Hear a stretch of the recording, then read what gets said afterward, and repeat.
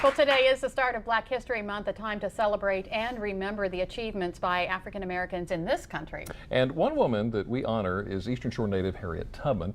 Born and raised Dorchester County. We're learning more about her experiences. Yeah, and joining us today to talk about this is Dr. G. Ray Thompson, founding director of the Edward H. Knabb Research Center for Delmarva History and Culture at Salisbury University, commonly known as the Knabb Center. So for those viewers who may not know, tell us about Harriet Tubman's ties to Dorchester County.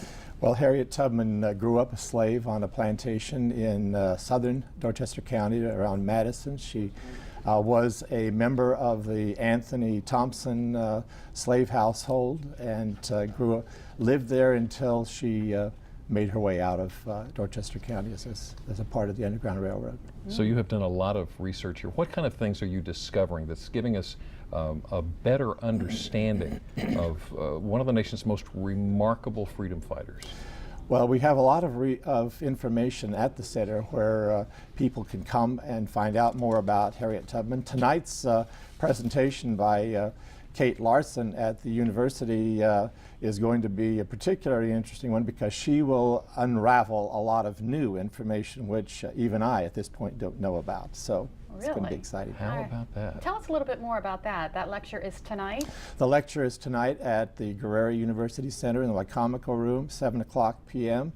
It's free and open for anyone. You should all come and enjoy it. And Kate Larson is a particularly exciting speaker, I think, so she should be enjoyed by all.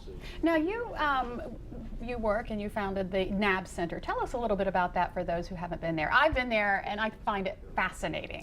Well, the Knabb Center was created in 1982. It started out as an effort to encourage students to learn how to use original records.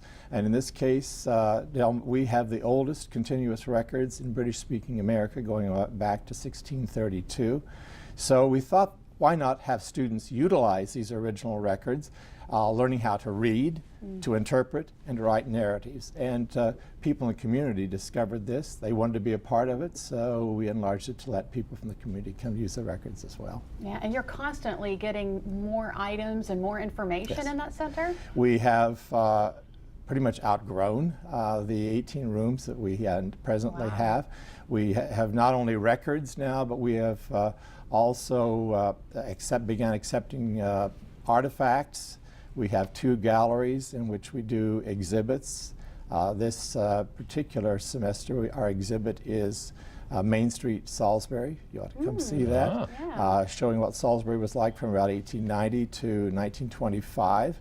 And in our second gallery, we are showcasing the 1886 fire of Salisbury.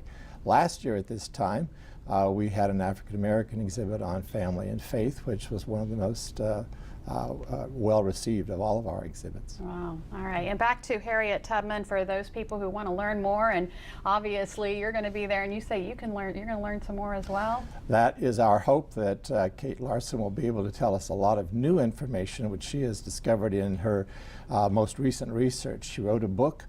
She's written a book on Harriet Tubman, but she has also discovered new information. So tonight we'll find out lots of good information. And we have some of the books right here in front of us on Harriet Tubman you brought in for us.